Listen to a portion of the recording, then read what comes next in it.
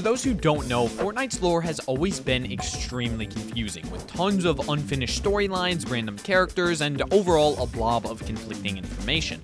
Although, one thing that manages to be crystal clear, despite all this murkiness, is somehow Goku going Super Saiyan and Kamehamehaing Darth Vader down where he stands. That's right, we're talking about crossovers. So today, let's break down how crossovers make so much sense in the lore and why Fortnite puts them above everything else. For those who are entirely new to Fortnite lore, we'll start at the beginning. But even if you think you already know everything about the Fortnite lore, trust me, I'll be covering some lesser known details in this recap too, so make sure to stick around for that. Also, to not waste your time, we'll only be covering the lore we need to know for this topic. If you want to learn everything about the Fortnite lore leading up to Season 3, we've got a separate video covering all of that in the top right corner of the screen right now. With the plugging out of the way though, let's get on to how crossovers work in Fortnite. Fortnite's storyline began with a crash as the Season 4 meteor demolished a crater in the center of the island, creating Dusty Divot. Surprisingly enough, we do actually need to go back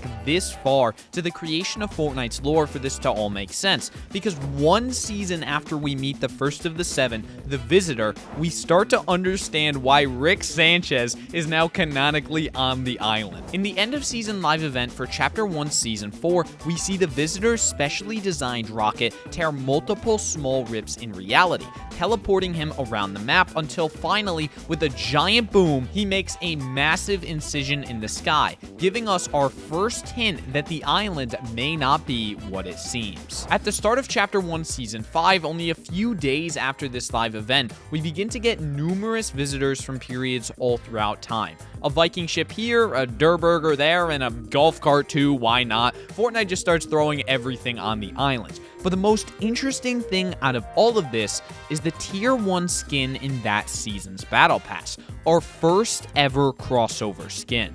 That's right, the Drift skin is technically our first crossover skin, which eventually led us to get the likes of Darth Vader, Goku, Naruto, and so many more skins from different universes. Now, yes, Drift is a skin made by Epic Games. It's not from a different video game or a TV show, but rather it's literally from our reality. Yes, I'm talking to you, the person sitting behind the screen. Look outside your window. I'm talking about that reality. Fortnite's first crossover was literally with our own dimension.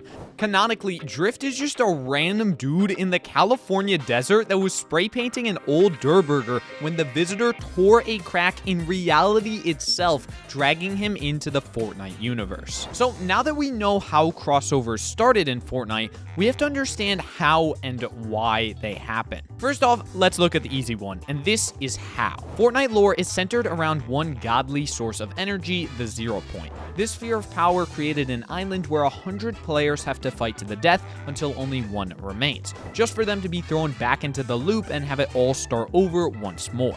Yes, the game of Fortnite Battle Royale is literally the defense mechanism of the 0 Point. Since the 0 Point isn't sentient and can't fight for itself, it made an entire island encapsulating it and protecting it from people trying to control its power.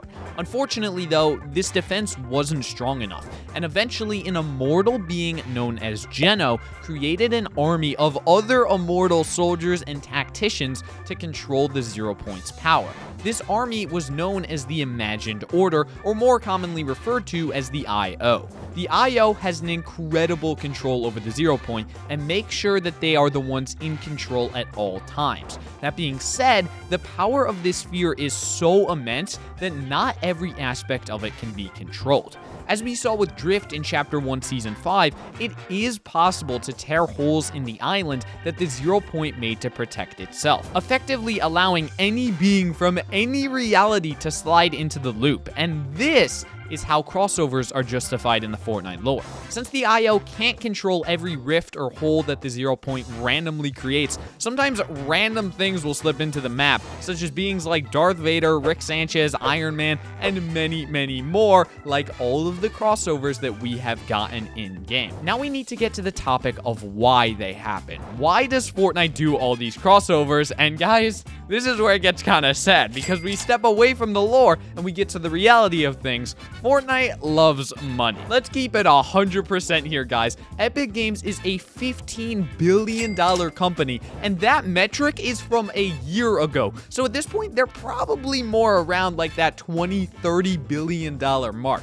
They want to make more money off these crossovers, and in reality, if the 0 Point randomly opened up one of the rifts to a different dimension, the odds of it pulling specifically, let's say, Iron Man through, instead of some random henchman from the Marvel Universe, it is so much more likely that the 0 Point would just pick up some random guy from the Marvel Universe and put him in game. But due to Fortnite obviously needing to sell skins and make more crossovers, they specifically pick out people like Iron Man, people like Black Widow, and all of those characters that we know and love to then make skins for in-game. So it's a little bit of a combination of lore that they can justify and also money-making habits by Epic Games that are a little bit more questionable when it comes to the lore justification of things. And overall, they've done a very good job of incorporating crossovers into the storyline without making it seem too forced or making it just a complete cash grab by them. So overall, that is how Fortnite makes crossovers work in the lore. Currently, they're doing a Fortnite X Marvel comic book series, so that is where a lot of our new lore information is coming from. I do have extremely different thoughts on that comic book series. While I'm totally fine with Fortnite adding in characters like Rick Sanchez, Darth Vader, and all the other crossover skins in-game,